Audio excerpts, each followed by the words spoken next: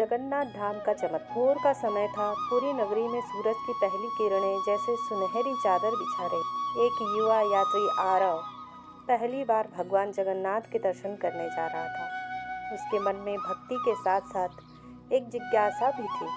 क्या सच में इस मंदिर में चमत्कार होते हैं? फिर आरव जैसे ही सिंह द्वार पर पहुंचा, उसने देखा कि समुद्र उसके पीछे गर्जना कर रहा है। पर जैसे ही उसने मंदिर की देहरी पार की, अचानक लहरों की आवाज पूरी तरह गायब हो गई। आरव ठिठक गया।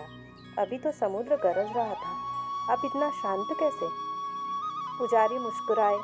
बेटा, यह भगवान की मर्यादा है। जब भक्त प्रवेश करता है तब संसार का शोर शांत हो जाता। मंदिर की ओर बढ़ते हुए आरव ने ऊपर देखा। शिखर पर लगे सुदर्शन चक्र की चमक दूर से भी दिखाई दे रही थी। वह चारों ओर घूमता रहा, उत्तर दक्षिण पूर्व पश्चिम, पर हर दिशा से चक्र उसे ऐसे देख रहा था जैसे भगवान खुद निगाह रखे हों। ये कैसे संभव है? उसने सोचा। पुजारी बोले, बेटा, यह ही तो जगन्नाथ है जो सबको एक साथ देखते हैं।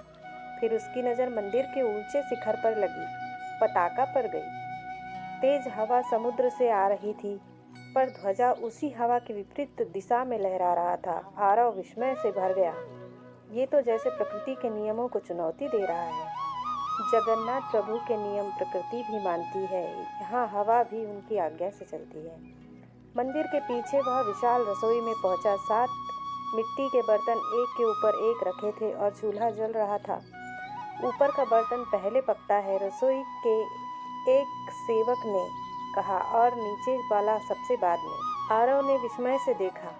यह नियमों से उल्टा था, पर भगवान के यहाँ सब कुछ उल्टा ही तो चमत्कार था। आरव ने देखा, हजारों लोग प्रसाद ले रहे हैं, फिर भी बर्तन कभी खाली नहीं होते। इतने भक्त, फिर भी कमी नहीं। जो प्रभु का है वो कभी कम नहीं पड़ता। यह महाप्रसाद है, आस्था का चमत्कार। दोपहर के समय आरव मंदिर के प्रांगण में खड़ा था। सूरज सिर के ऊपर था, पर मंदिर की ऊंची गुंबद की कोई छाया नहीं थी, जैसे मंदिर स्वयं प्रकाश बन गया हो। आरव ने पुजारी से पूछा, मूर्तियाँ लकड़ी की हैं, फिर भी बार बार बदलते क्यों हैं? पुजारी ने कहा, हर 12 या 19 साल में भगवान नया शरीर धारण करते हैं, क्योंकि शरीर बदलता है पर आत्मा अमर रहती है।